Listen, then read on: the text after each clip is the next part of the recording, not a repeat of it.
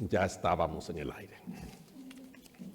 Bien, el día de hoy continúo en mi empeño de que podamos entender el mensaje de Dios para nosotros, los seres humanos, específicamente acerca de la muerte de nuestro Señor Jesucristo. Está claro que hay muchas opiniones, está claro que hay aún desinterés en el tema, está claro que hay contrariedades al tema en el sentido de que hay gente que no les interesa, hay gente que dice que no hay tal cosa como una muerte de Cristo para beneficio de la humanidad en cualquier sentido. Es importante que entendamos, mis queridos hermanos y hermanas, que nosotros hemos pecado. Y como vamos a ver dentro de la exposición de hoy, nuestro pecado nos entrega a la confusión, nuestro pecado nos entrega a la oscuridad y a lo incierto. Y en ese sentido, por miles de años estamos caminando y aventurando en la vida tratando de tener conceptos. Como saben ustedes, en la misma ciencia ha habido la misma experiencia, experimentando con esto, con aquello. Hubo un tiempo en la historia no tan lejano en que se pensaba que cuando alguien tenía una enfermedad viral se podía sanar sacándole sangre, reduciéndole la cantidad de sangre del cuerpo, y así se mataron mucha gente pensando que se les estaba dando vida. Mucho más cuando hablamos del terreno espiritual. ¿Cómo podemos saber por qué vino Cristo? ¿Por qué murió Jesús? ¿Cómo podemos saberlo? Hay un señor que fue ateo y luego tuvo un encuentro con el Señor cuando él mismo intentó descalificar la fe cristiana, hacer un trabajo para mostrarle al mundo que la fe cristiana era falsa. De repente se encontró a los pies de Jesús diciéndole: perdona mis pecados. Y ese señor le llaman C.S. Lewis. Y él dijo, luego ya él fue profesor de Oxford, fue también un teólogo y un apologeta en su tiempo. Apologeta es defensor de la fe después que tuvo la experiencia con Dios. Y él dijo: creo en la fe cristiana como creo en el sol que salió hoy. Y dice, no solo porque lo veo, no solo porque veo el sol, sino también porque puedo ver todos los demás, porque el sol está ahí. En ese sentido, cada creyente tiene el mismo tipo de experiencia. Creemos en Jesús porque de alguna forma y con la ayuda del Espíritu Santo hemos tenido un encuentro personal con Él, con el Salvador. Pero no solamente hemos tenido un encuentro personal con Él, sino que de repente alguien prendió la luz. Al tener un encuentro con Jesús, empezamos a conocer y a entender cosas que no nos han explicado en la escuela en los 12 años de educación primaria, mucho menos en la educación superior.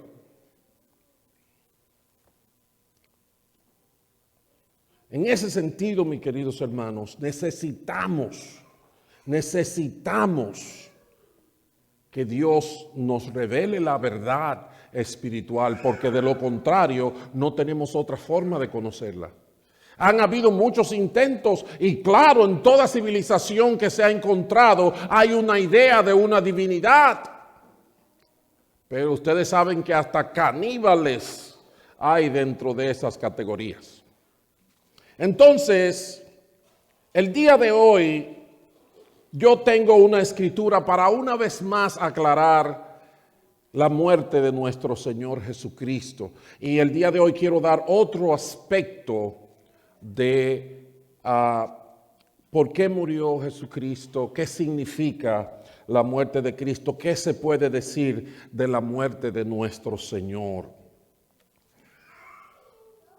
Una de las ilustraciones que nos da la palabra de Dios se encuentra en el Evangelio según San Juan capítulo 3, los versículos 14 y 15.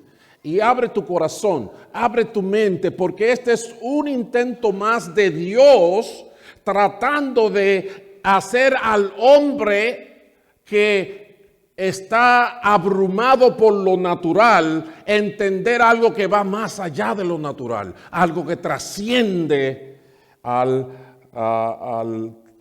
entorno espiritual. En Juan capítulo 3 versos 14 y 15 dice que como levantó Moisés la serpiente en el desierto, así también tiene que ser levantado el Hijo del Hombre para que todo el que crea en él tenga vida eterna. Óiganlo otra vez, esas son palabras del mismo Señor Jesucristo. Como levantó Moisés la serpiente en el desierto, así también tiene que ser levantado el Hijo del Hombre para que todo el que crea en él tenga vida eterna. Quiero que hagamos un breve ejercicio. Les voy a pedir. Piensen en esta pregunta. Si te pidieran que describieras con una sola palabra la muerte de Cristo, ¿qué palabra dirías? ¿Ok? Es un ejercicio que no tienen que decírmelo, pero piensen ahí por 10 segundos. La muerte de Cristo, si fueras a decir una palabra que expresara la implicación de ella, ¿qué dirías? Definitivamente, voy a aprovechar para un traguito. La muerte de nuestro Señor trae emociones encontradas en nosotros.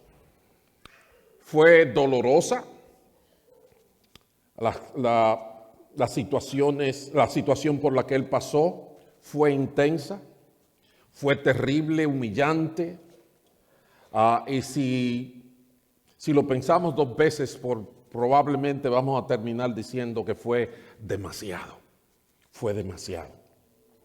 Y todo eso es verdad. Pero hoy, con la escritura que nosotros estamos considerando, yo quiero que pensemos en otra palabra que es la que nos comunica el texto. Y es que la muerte de Cristo es necesaria. Necesaria. Ese es el título que ustedes tienen delante de ustedes. La muerte de Cristo es necesaria. Y la palabra necesaria en el diccionario quiere decir de naturaleza inevitable. Naturaleza inevitable. Si usted quiere comparar algo más que sea así, usted dice el oxígeno del aire. Si nos quitan el oxígeno del aire, tenemos que despedirnos los unos de los otros inmediatamente, porque en cuestión de minutos vamos a perecer. Necesaria la muerte de Cristo quiere decir que es de naturaleza inevitable, lógicamente inevitable, no puede ser negada sin contradicción. Es determinada o producida por previas condiciones de las cosas. Es como decir que está mojado porque estaba lloviendo. Tiene que estar mojado porque estaba lloviendo. Le pertenece a la realidad. Es naturaleza inevitable. La muerte de Cristo era necesaria. En segundo lugar dice asimismo, absolutamente necesaria o requerida. Requerida. Hubieron condiciones previas que determinaron la necesidad urgente de la muerte de Cristo. La escritura de hoy hace referencia a una situación paralela que vivió el pueblo de Israel y que Dios usó para darles entendimiento de la realidad, de la importancia de la muerte de Cristo. Aunque en ese tiempo Jesucristo todavía no se había presentado como el Cristo. En Números capítulo 21 se explica lo que en Juan capítulo 3 que ya leímos ocurrió. Y en Juan capítulo 3 está la referencia. Dice el número 21 a partir del verso 4, presten atención. Los israelitas salieron del monte Or por la ruta del Mar Rojo, bordeando el territorio de Edom. En el camino se impacientaron y comenzaron a hablar contra Dios y contra Moisés. ¿Para qué nos trajeron ustedes de Egipto a morir en este desierto? Decían. Aquí no hay pan ni agua. Ya estamos hartos de esta pésima comida. ¿Saben cuál era la pésima comida? ¿Saben quién era el cocinero de la pésima comida? Era Dios. Era el famoso maná que ellos comieron en el desierto. Y yo digo, wow, ¿hasta qué punto llegamos nosotros los hombres? Porque yo no me atrevo a decir nada parecido de la comida de mi mamá. Yo no me atrevo a decir, qué comida más mala, estoy harto de tu comida, mamá. No. ¿Por qué no? Porque esa es mi mamá. Ahí hay una figura importante, de gran carácter y representa mucha bondad para mí, para yo expresarme de ese tipo, de esa forma. Pero ellos no se expresaron así de su mamá, ellos se expresaron así de Dios. Qué pésima comida es esta que tú nos estás dando. Continúa el texto en el verso 6. Por eso el Señor mandó contra ellos serpientes venenosas para que los mordieran y muchos israelitas murieron. El pueblo se acercó entonces a Moisés y le dijo, hemos pecado al hablar contra el Señor y contra ti. Ruégale al Señor que nos quite esas serpientes. Moisés intercedió por el pueblo y el Señor le dijo, hazte una serpiente y ponla en un asta. Todos los que sean mordidos y la miren, vivirán. Moisés hizo una serpiente de bronce y la puso en un asta. Los que eran mordidos miraban a la serpiente de bronce y vivían.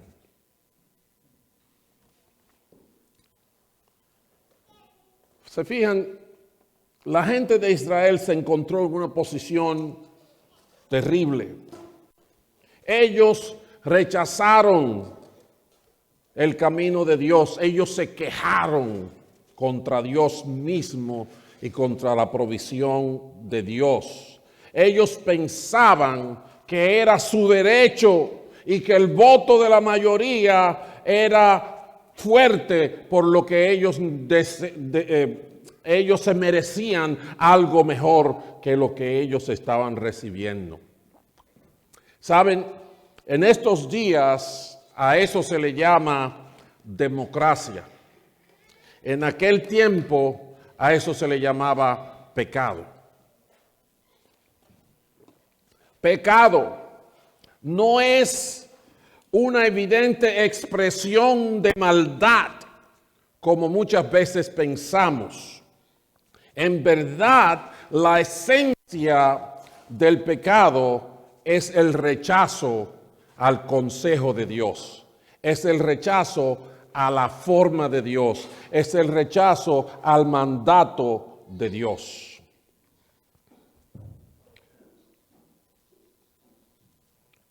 Hace un par de semanas me parece que estuvimos tratando el tema de pecado de manera un poco más amplia.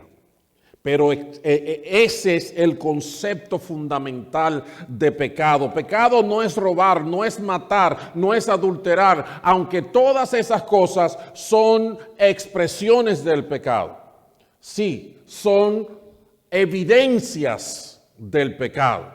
Es como cuando usted tiene fiebre, ¿verdad? Cuando a una persona le da fiebre, el problema no es la fiebre, sino lo que causa la fiebre. Si usted simplemente lo mete en agua fría, se le baja la fiebre, pero desde que lo saque del agua fría le vuelve.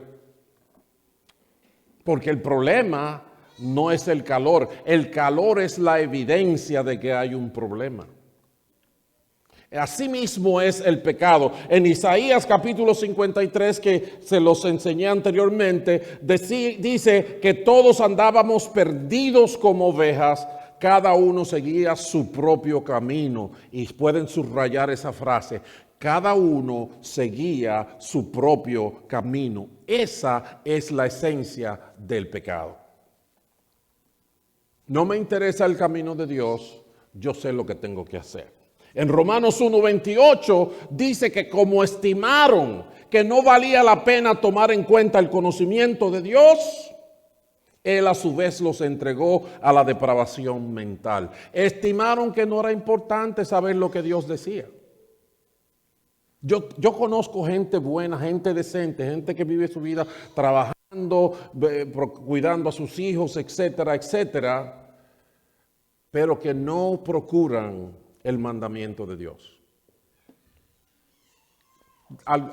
Una persona una vez me dijo, la Biblia es muy complicada, yo no la entiendo, entonces yo hago lo que mi conciencia me dicta.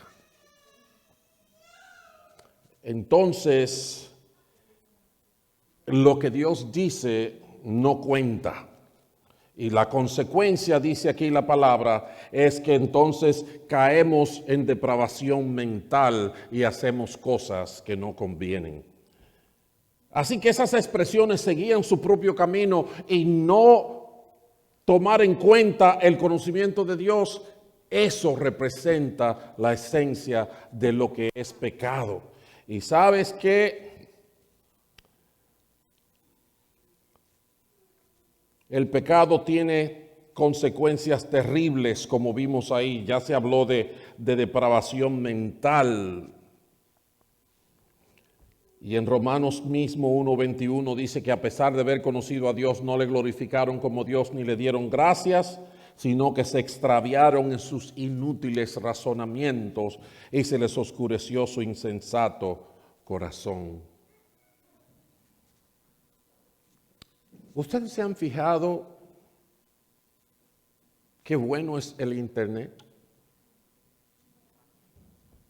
¿Se han dado cuenta? Y yo no estoy hablando de Facebook. Yo estoy hablando de que en el año 68, en el año 70, yo vivía en la República Dominicana. Hay mucha gente aquí que no habían nacido. Mis tías se mudaron a Nueva York. Todavía una de ellas vive en Brooklyn. Y cuando yo le escribía una carta a mi tía, ya llegaba como en un mes. Cuando ella me escribía a mí, me llegaba como en 2 semanas, 3 semanas. Pero cuando se inventó el Internet, en cuestión de segundos, estaba la comunicación. Y ahora, con el mismo Internet, yo le veo la cara, la veo riéndose, la veo llorando, porque ya eso es súper fácil. Eso es un gran adelanto. Nos beneficia mucho, ¿verdad que sí? Pero quiero hacer una observación. Aquí, ¿Dónde está David? Estaba sentado allí hace un momento un joven, que no es tan joven, pero un joven, que a su abuelita le robaron más de $100,000 con la tecnología. La engañaron por el teléfono. Y las estadísticas muestran que las trampas por el internet y por el teléfono han crecido increíblemente. Y lo que me demuestra a mí es que no importa cuánto adelantemos en ciencia y en conocimiento, la ciencia ni el conocimiento nos hace dejar de ser ladrones y mentirosos y adúlteros y criminales. Al contrario, si soy un criminal, la tecnología me ayuda a matar más gente. Si soy un ladrón, la tecnología me ayuda a robar más. Y ahí se pone en evidencia la realidad del pecado. Y la realidad de que no importa que estamos avanzando en tecnología y en ciencia, nuestro pecado nos alcanza y sigue destruyéndonos.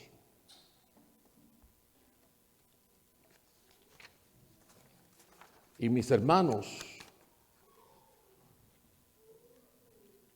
en ese sentido, el Señor Jesucristo dijo, no se asombren de esto, porque viene la hora en que todos los que están en los sepulcros oirán su voz, la voz de Dios, y saldrán de allí. Los que han hecho el bien resucitarán para tener vida, pero los que han practicado el mal resucitarán para ser juzgados. Dándole trabajo a la gente que limpia. Yo les dije recientemente algo que realmente es como un bombillito que se me prendió en estos últimos tiempos. Y es que el reto más grande que cada uno de nosotros va a enfrentar en toda su existencia, óigame lo que estoy diciendo, el reto más grande, la cosa más seria, la cosa más difícil, la cosa que no le va a dejar poner su atención en nada más, que todo el mundo va a enfrentar en su existencia, va a ocurrir cuando usted muere. Porque va a ir delante de la presencia de Dios, cara a cara, ojo a ojo, desnudo, a responder por la vida que Dios nos ha dado. ¿Entienden eso? No hay problema en este mundo, no hay problema de salud, no hay problema político, no hay problema económico que se compare con la seriedad de ese momento.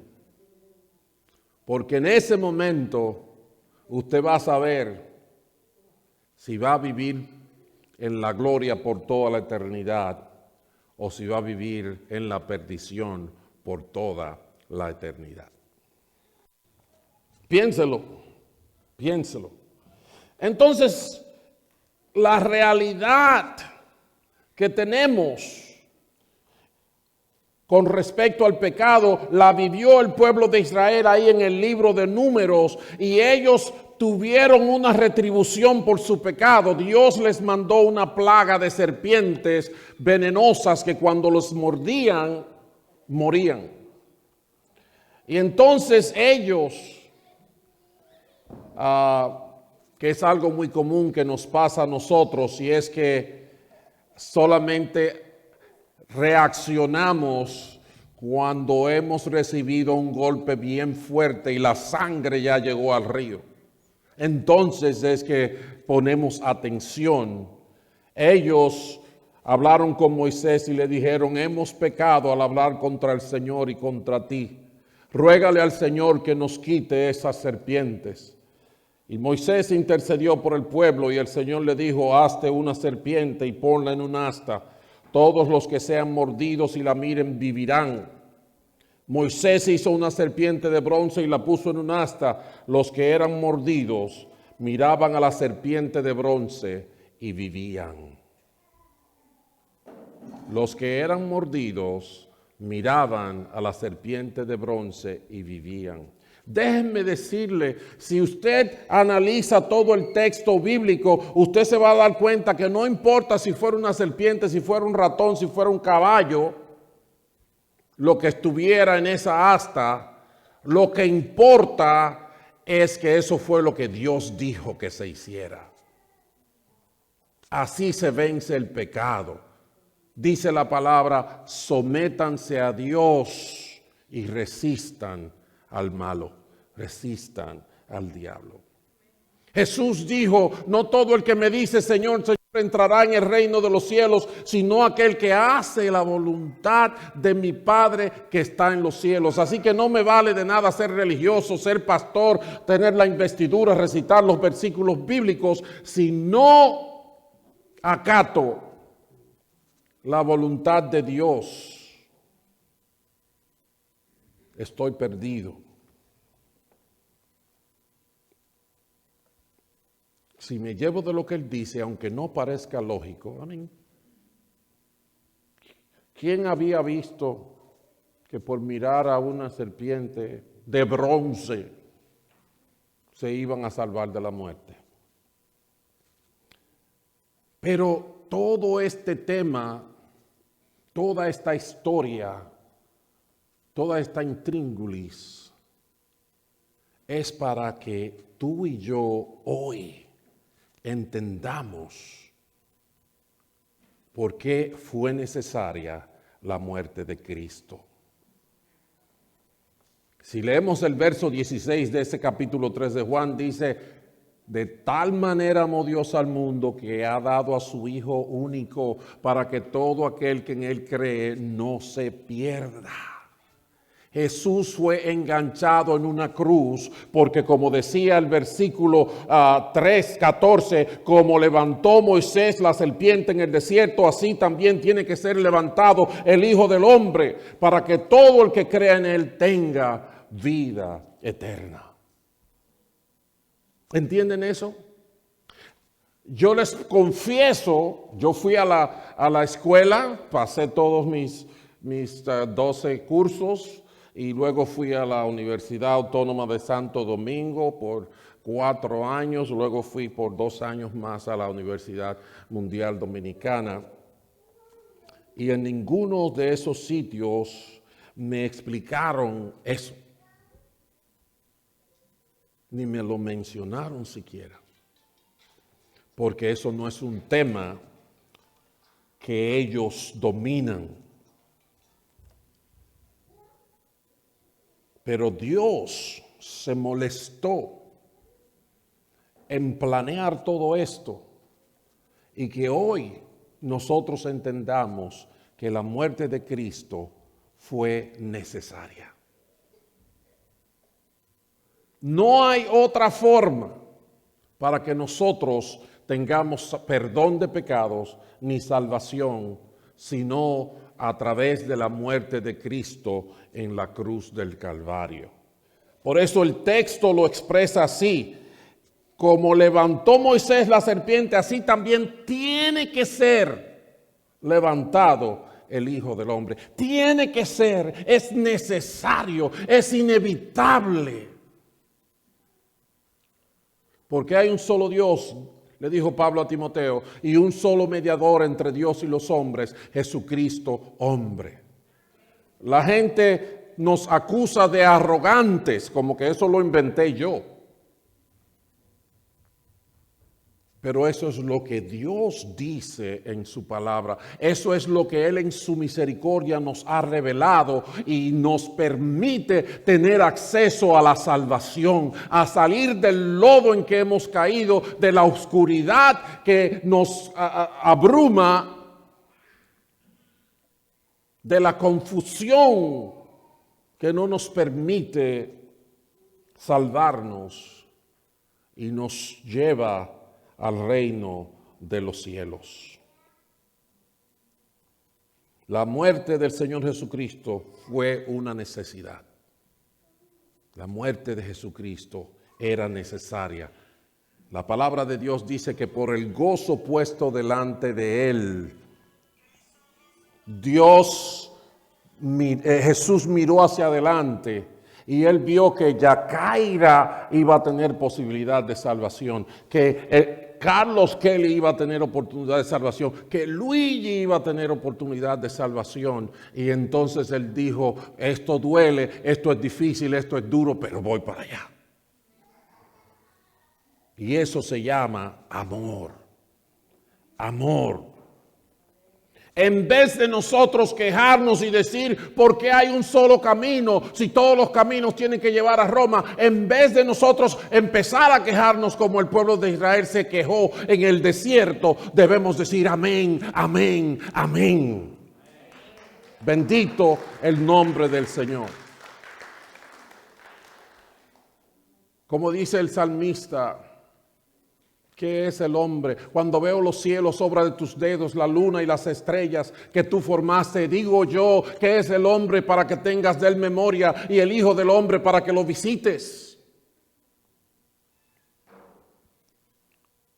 Todavía más, ¿quién soy yo para decidir cómo es la salvación que Dios le da a la humanidad? Nosotros seguimos con esta regla de los sindicatos, de que juntos tenemos la fuerza. El Señor Jesucristo dijo, entren por la puerta estrecha, porque amplio es el camino que lleva a la perdición y son muchos los que entran por él. Pero angosta es la puerta que lleva a la vida, y son pocos los que entran por ella. El camino del Señor no es el más fácil. No les estoy predicando aquí. No se apuren, vengan, fírmenme un papelito y ya ustedes tienen el paraíso ganado. ¿Quién soy yo?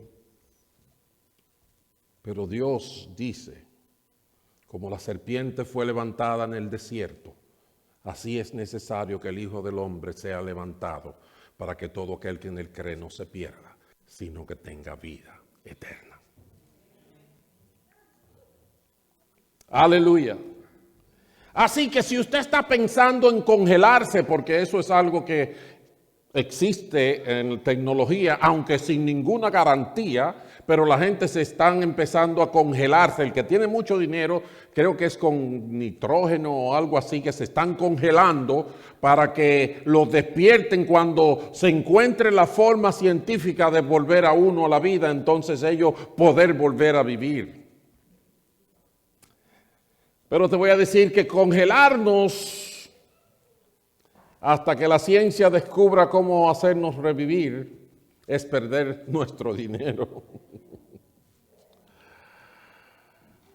Cada vez más nos damos cuenta de que los adelantos tecnológicos y científicos no pueden hacer nada por el alma de los hombres.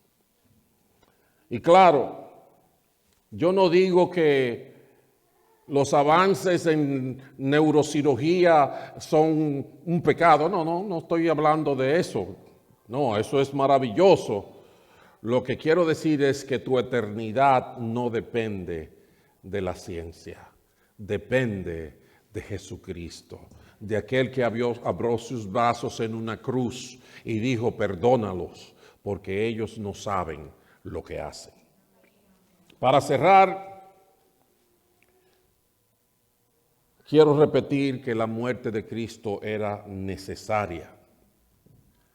Para librarse de pecado necesitábamos que al que no conoció pecado, Dios lo hiciera pecado para que nosotros fuéramos justificados. El apóstol Pablo lo dijo de esta palabra a Timoteo en 1 de Timoteo capítulo 1, 15 al 17, y con esto cierro. Este mensaje es digno de crédito y merece ser aceptado por todos.